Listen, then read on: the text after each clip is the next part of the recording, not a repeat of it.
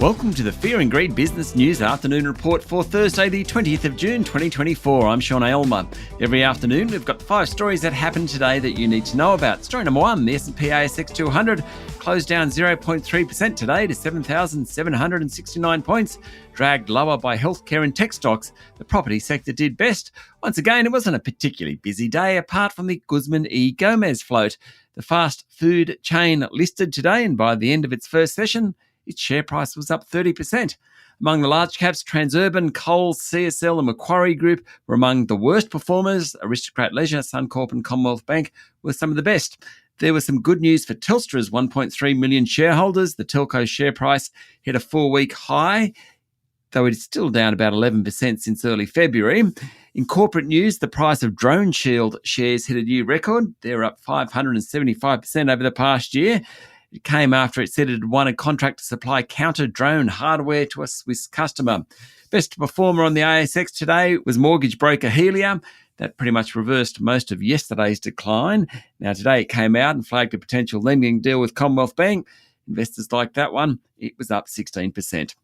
Story number 2, there was more fallout, pardon the pun, in the nuclear debate today. Opposition leader Peter Dutton's announcement yesterday of 7 sites to build nuclear power generators by 2050 has certainly grabbed the headlines, but the consensus view seems to be that what's being proposed can't be done. Prime Minister Anthony Albanese called the nuclear policy a fantasy. ACT Independent Senator David Pocock said the policy was reckless and unrealistic. Tasmanian Senator Jackie Lambie said nuclear energy should be in the mix, but she hasn't yet formed a clear view on the coalition's policy. For his part, opposition leader Peter Dutton warned Australians not to be taken in by Labor's scare campaign on nuclear power, and 2 reactors could plausibly be off the ground by 2035. Story number 3, there's a bit going on in the commercial property sector with 2 big players, Mirvac and Dexus, writing down the value of buildings. The value of many commercial buildings has fallen post-COVID because work from home has culled demand for office space. Owners have held on to the buildings, not wanting to sell in a down market, with deal flow negligible in the past 18 months or so. But ultimately, owners have to revalue and sometimes they have to sell. Yesterday, Dexus said it would lower the valuations of its office properties by 11% in financial 2024, and Mirvac is set to sell a 34-storey office tower in Melbourne CBD and an 11-storey building in North Sydney for a combined 20% discount to their peak values. Story number 4, Mineral Resources is shutting down its high-cost iron ore mines in the Yilgarn region of Western Australia, affecting 1,000 workers.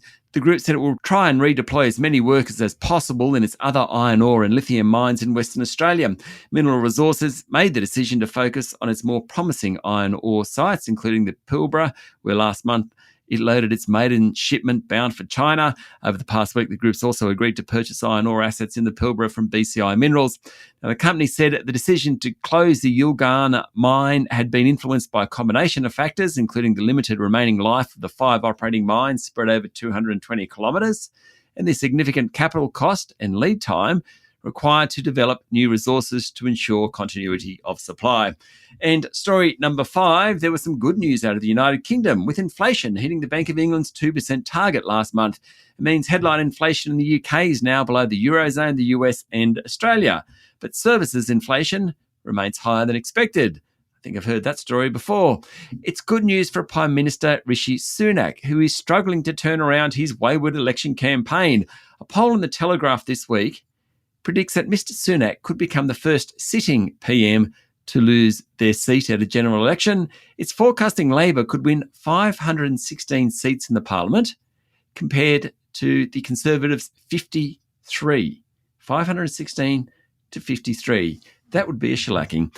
That's it for the afternoon report for Thursday, the 20th of June, 2024. Michael Thompson and I will be back tomorrow morning with the Friday edition of Fear and Greed Business News.